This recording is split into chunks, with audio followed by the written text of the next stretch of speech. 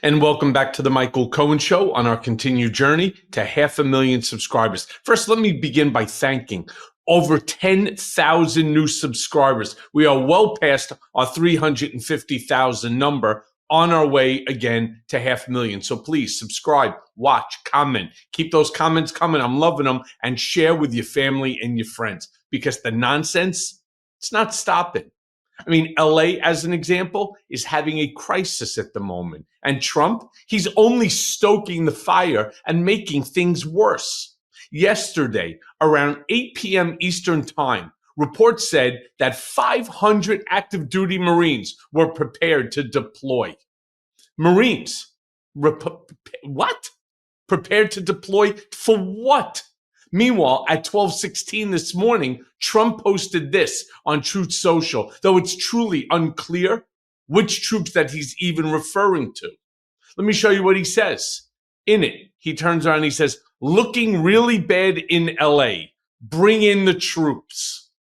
Okay, there you have it. But last night, he posted this, attacking Governor Gavin Newsom and LA Mayor Bass. Let me show you what he says.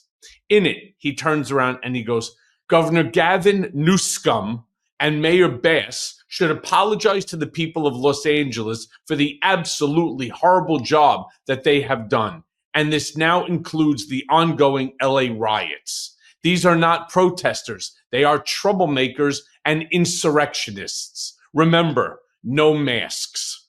Look, let me also turn around and say, the man clearly doesn't understand the distinction between a protest, people who are holding up signs, and rioters. There's no breaking into property. There's no insurrection going on. Meanwhile, around the same time, Newsom was on MSNBC speaking about what is happening in LA. Now, the reporter asked Newsom how he found out. Imagine this, the governor of California, how he found out that Trump was going to deploy the National Guard. Play the clip. Today. This is your authority normally to deploy the National Guard here. Right. You did it. We were together after the fires, and those National Guard troops have been out all across Los Angeles working to rebuild and recover this city. How did you find out that the President of the United States was going to usurp your authority and deploy your National Guard here in California? I got a call from a staffer. No heads up whatsoever. And again, we're here to support local law enforcement. There's a mutual aid process. Local law enforcement had no needs. They were not requesting any additional resources. I've got 100 now. I have 175 CHP officers, technically trained officers, tactical teams to address Donald Trump's mess. We are here to support local law enforcement, the sheriff's office, LAPD, but they didn't need that support. He made this up. This is a manufactured crisis in order to get under the tent to start to stretch credulity and to begin the process of moving inevitably towards a constitutional questioning crisis around posse comitatus. And it's, I think, inevitable. That's where he's going. Tom Homan. It's exactly what I said on MSNBC this entire weekend. Meanwhile, Newsom said that he is planning to sue Trump because there was no united coordination. Play that clip. Ever since he announced he was taking over the National Guard, an illegal act, an immoral act, an unconstitutional act, and we're going to test that theory with a lawsuit tomorrow. Well, I was going to ask you that. Sorry to interrupt you, but Governor, so that's news. If you're going to sue the administration, tell me a little bit about it. Give us a preview of this lawsuit. Well, under his executive order, it specifically notes, and under what the DOD did, is they had to coordinate with the governor of the state. They never coordinate with the governor of the state. No, especially not if the governor of the state is Gavin Newsom, somebody who Trump believes will be running in 2028, right? It's all to just knock everybody down, whether it's the name-calling Newsom or just simply not even letting the governor know what you're doing in a state that the governor has total control over. I mean, this is a constitutional crisis in the making. Now, Newsom goes on and explains that this situation is about Trump's authoritarian tendencies. Play that clip. All of this is about immigration enforcement and the type of well, go ahead, feel free to No, say. I mean, I know, and I don't mean even to cut you off. I think it's about something much more. This is about authoritarian tendencies. This is about command and control. This is about power. This is about ego. My way or the highway. This is a consistent pattern of practice, of recklessness. This guy has abandoned the core principles of this great democracy. He's threatening to go after judges he disagrees with, cut off funding to institutions of higher learning. He's on a cultural binge. He's rewriting history, censoring historical facts. I mean, this is something completely different. And this is part of that ongoing play that is unfolding in front of our eyes. It is a serious moment under the guise of immigration, but it's much deeper than that. Oh, yeah, it is much deeper. I keep saying that this whole thing is orchestrated by Trump. I wrote about it in my Substack, LA Mayhem. Let me be very clear. This is all to distract the American people, in my opinion, from the fight that Trump is having with Elon Musk, all the way to his authoritarian tendencies, just as Governor Newsom was saying. Meanwhile, Trump had claimed in a tweet that everything is safe now. Oh, again, thanks to Trump, everything is safe now. Of course, Governor Newsom, he disagrees. Play the clip. Law enforcement, but there's a protocol, there's a process. He didn't care about that. And the worst part, he completely lied. He said in a tweet that everything's now safe, everything's fine. Is that the case, Mr. Trump? He said because he deployed the National Guard. The Guard hadn't even been deployed when he said this. It's Orwellian. Simply lying to people. Unconstitutional, illegal act. His mess. We're trying to clean it up. Listen, when this information comes out, it's going to be fucking devastating. Meanwhile, Newsom also said that there is no working with the president, especially after a phone call that they had.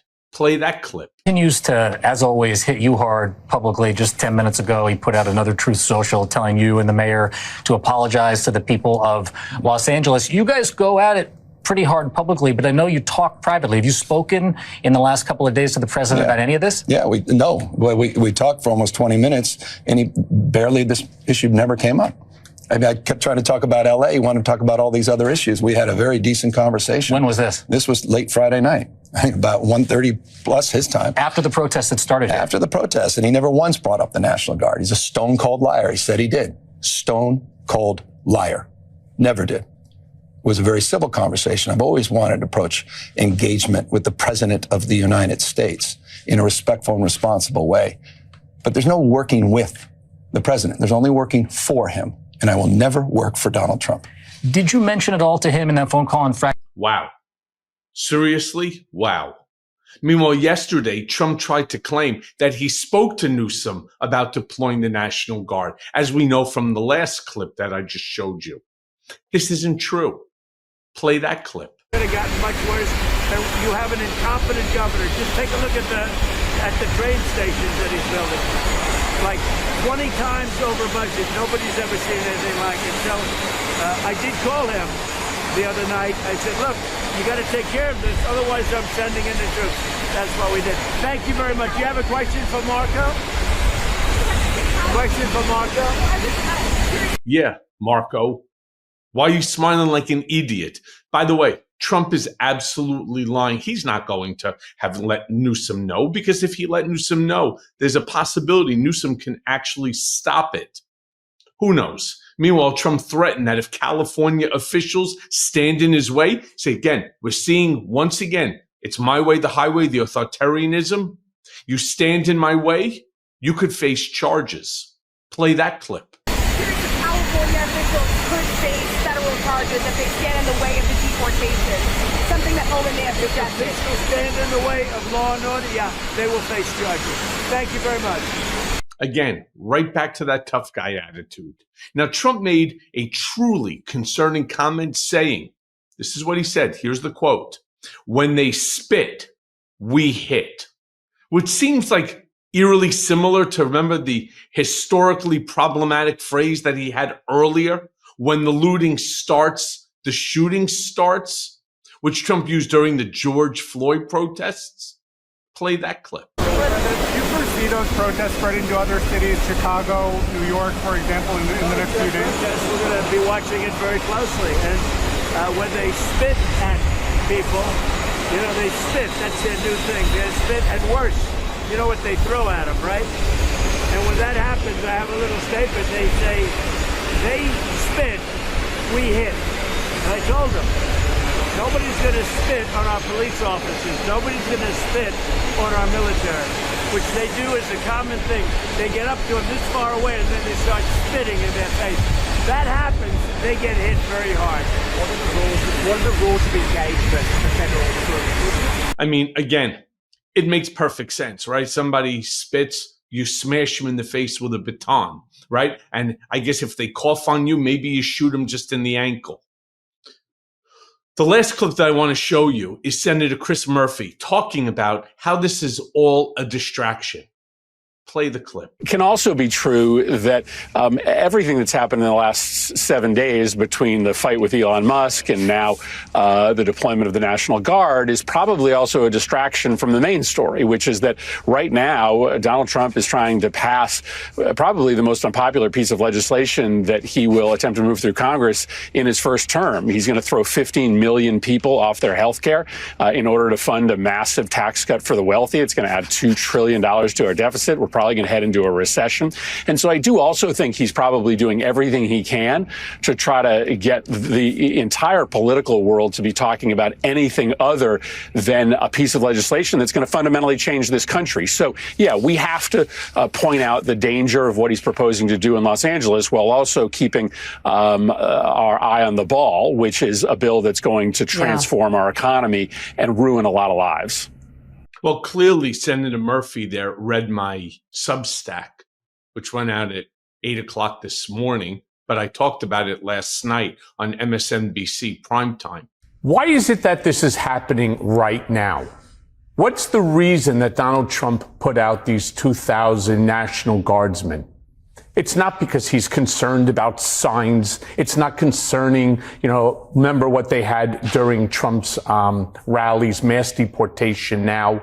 Same sort of signs that we have here. It's to distract you and the rest of the media from what's going on with the fights with Elon Musk, where he was losing that fight, where 180 million people were following Elon Musk. This is just a sideshow. This is reality TV. Reality TV. He's the best at it. I call this one LA Mayhem, right? Trump's reality show. And here's what I wrote. Let me tell you what this really is. This isn't national security. This isn't law and order. This is a pure, unfiltered, weapons-grade reality show distraction. A rerun of the oldest trick in the Trump playbook. Create a crisis, redefine reality, and hope the public is too overwhelmed to notice the man behind the curtain is full of shit. You want to know what Trump doesn't want you talking about? His war with Elon Musk, and more importantly, the legislative time bomb under his so-called big beautiful bill. A bloated bribe to the billionaire base stuffed with tax breaks, work mandates, and billions for his ego wall is heading for a Senate buzzsaw. And why? Because even his own party is quietly plotting to kill it. They're going to kill it because they know it's a disaster. They just don't want to say it out loud until after the primaries. This is exactly what I said. Chris Murphy, thank you for at least parroting what I'm saying, because again, knowing Trump as well as I do, this is what it's up to. And as always, thanks for listening. Hey, everyone. First of all, thanks for watching. I mean, we're going to be posting daily episodes with reactions and talking about politics. We'll be talking about everything, in fact. So please like and subscribe. Join us on this journey.